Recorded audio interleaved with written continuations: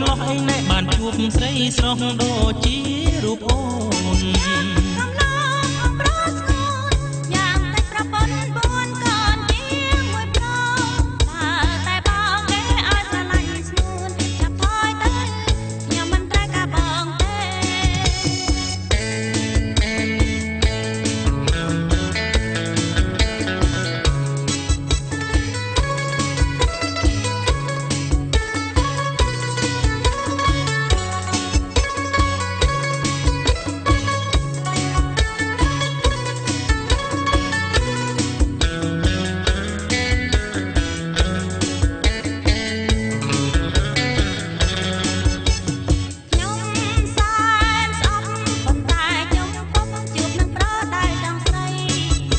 បានមកយកទៅធ្វើប្តីទៅផ្សារទិញអីបងស៊ូកាន់ឲ្យ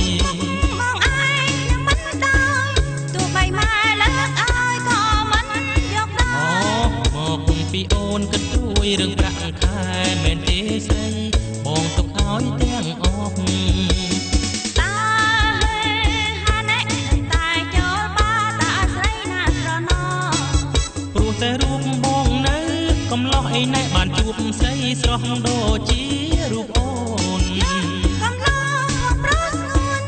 យ៉ាងតែប្រពន្ធ4កូនជាមួយប្រតែបងគេឲ្យស្រឡាញ់ស្ងួនឆាប់ថយទៅខ្ញុំមិនត្រូវការបងទេ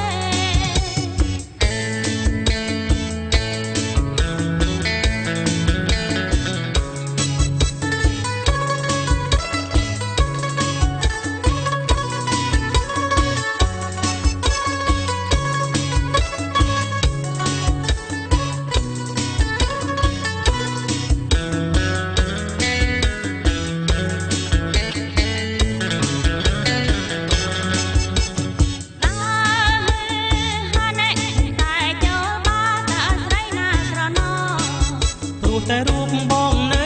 កំឡោះឯណែបានជួបស្រីស្រស់ដូចជារូបអូន